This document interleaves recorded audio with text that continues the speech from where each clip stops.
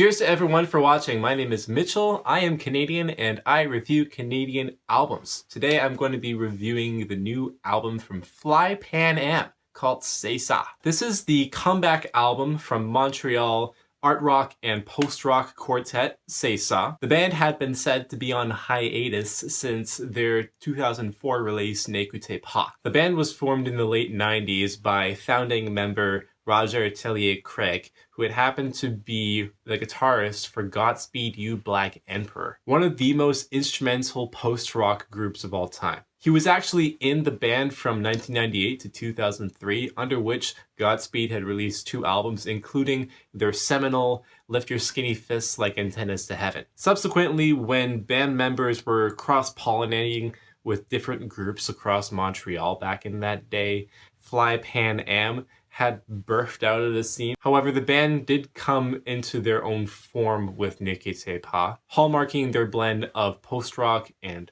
krautrock, shoegaze, noise rock, all 4 esoteric words that one should really avoid using on their first date. And here we are at C'est Ça. From listening to both records, I can see this as a return to form for Fly Pan Am. For taking so long of a time off, the band came together on this album to really take post-rock elements and put them more into like more complete tracks, more complete song structures. At points, these tracks almost feel like dance music, but they are organized to be interrupted like, I don't know, every section or so. 2 of the most defining features on this album for me were the rhythm section and the guitars. Sometimes on this album, the bass guitar is really just shredding notes, which adds to the chaotic nature of this project. But to counter that, the drumming is really controlled, considering how fast the kick drum is going. It isn't going that hard. It's being groovy. It's almost like it's hitting its own notes purposefully. And to the guitar's credit, the guitars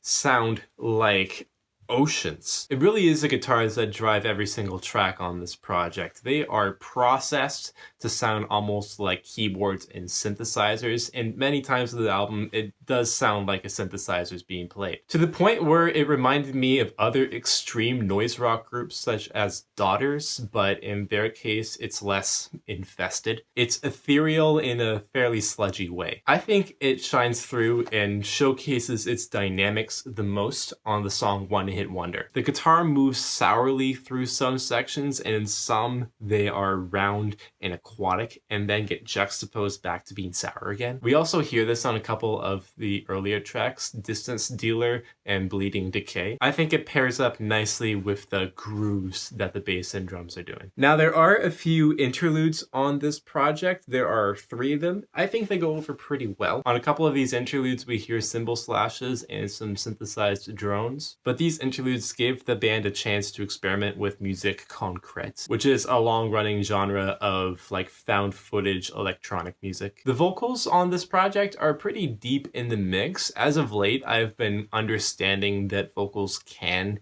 not be up in the front at points and the song could still be enjoyable. But I feel the vocals are made to be, in effect, another instrument for the album, especially when the vocals are almost groaning and unintelligible, but then also like a black metal scream. We also hear that on a few of these tracks. Again, I feel like they are effects. It took me some time to get used to, but I was familiar with this concept in electronic music from bands such as Sons. There are times when I feel the vocals and other instruments are competing for attention, such as on the song Each Ether. I kind of like this track the least. I felt like the propelling, shredding bass vibe kind of gave off a surf rock vibe. It was just competing with whatever the vocals were trying to say. But other than that, I can see myself exploring this album whenever I feel the urge to get a bit extreme. And again, I feel like this was a good return to form for the band.